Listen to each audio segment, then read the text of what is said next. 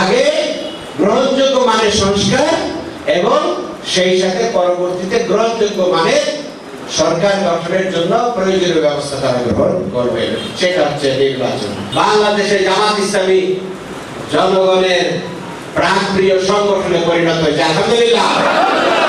বাংলাদেশে বৈষম্যবিরোধী আন্দোলনের জন্য যে সরকার এসেছে, সেই সরকার বাংলাদেশে জোর করে আসে নাই। রাজনৈতিক আন্দোলন এবং ছাত্র জনতার এই অভ্যুত্থানের মধ্য দিয়ে তাদেরকে ডেকে এনে দায়িত্বে বসানো হয়েছে। আমরা আশা করব তারা এই অভ্যুত্থানে যে নৈতিক অবস্থানকে খেয়াল করে আগামী দিনের সংস্কার করে দেশের মানুষের সরকার গঠনের যে প্রক্রিয়াগুলো আছে সেগুলো তারা দ্রুততম সময়ের মধ্যে ব্যবস্থা করবে ইনশাআল্লাহ।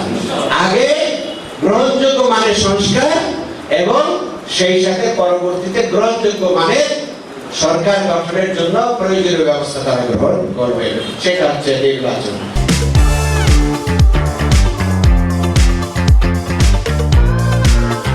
বাংলাদেশে আমাদের নেতৃবৃন্দকে যারা এইভাবে হত্যা করেছে, যারা মিথ্যা প্রহসন করে বিচারের মাধ্যমে কষ্ট দিয়েছে, একজন সাইদি সাহেবকে মৃত্যুদণ্ড দেওয়ার পর বাংলাদেশে 200-250 লোক নিহত হয়ে গেছে। পৃথিবীর ইতিহাসে এমন কোন নেতা খুব কমই পাওয়া যায়। তারপরেও তাকে 13 বছর পর্যন্ত কারারুদ্ধ করে রেখে তারপরে তাকে মৃত্যুর দিকে ঠেলে দেওয়া হয়েছে। এটা একজন হত্যা।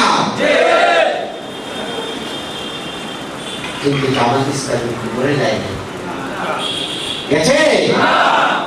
আজকে আলহামদুলিল্লাহ বাংলাদেশে জামাত ইসলামী জনগণের প্রাণপ্রিয় সংগঠনে পরিণত হয়েছে, আলহামদুলিল্লাহ। জামাতকে ওরা চেয়েছিল নিশ্চিহ্ন নিস্তব্ধ করে দিতে, কিন্তু এই 13 বছরে জামাত ইসলামী অগ্রগতি অতীতে যে কোনো সময় থেকে আলহামদুলিল্লাহ জামাত ইসলামী অগ্রগতি সবচেয়ে বেশি, আলহামদুলিল্লাহ।